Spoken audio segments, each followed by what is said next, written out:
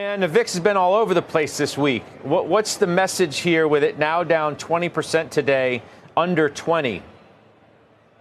Yeah, the VIX is during a mid-cycle rally like we've had since the beginning of October 2022, a very important signal about where you can step in and buy a dip. And we got a very key buy signal on Wednesday with the VIX closing at 27.6. That's just over one standard deviation. Only happened 2 times since October 22, right at the beginning of this rally, and then again in August 5, 6, and 7 of this year. And in both times, the S&P was up 4 to 5% in the month after the VIX hit those levels. So we've gotten that buy signal again, and we're very bullish here.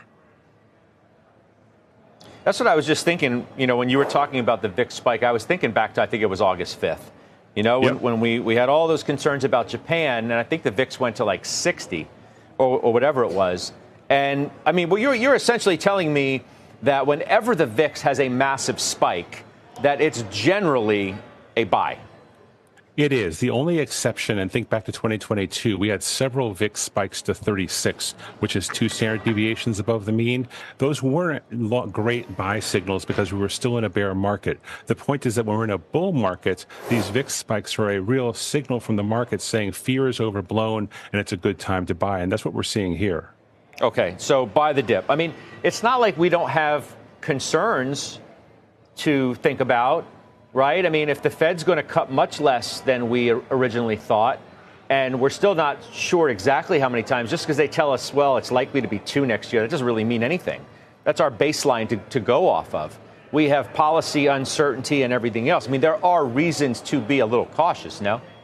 No, absolutely. Absolutely. And, look, Powell's press conference on Wednesday was kind of a disaster. We started with a comment that the rate cut on Wednesday was a close call, and we ended the press conference with his comments saying that he couldn't guarantee there were no rate hikes next year. And everything in the middle was just the same kind of mishmash of if this, then that. So there's a lot of rate uncertainty, you're right. But at the same time, we've got a good economy, a good labor market, and growing corporate earnings. And that's the recipe to keep this rally going, and that's why we're bullish. Yeah. Where do you want to lean into then? We really still like financials. They've had a great run this year, obviously, but they're still the second cheapest group in the S&P at 17 times forward earnings. You have tailwinds from lower than expected loan loss reserves because the economy will stay good, and the potential for deregulation. So the financials are still an area to definitely lean into. They've done the best this year, and they should have a strong 2025. What about tech before I let you go?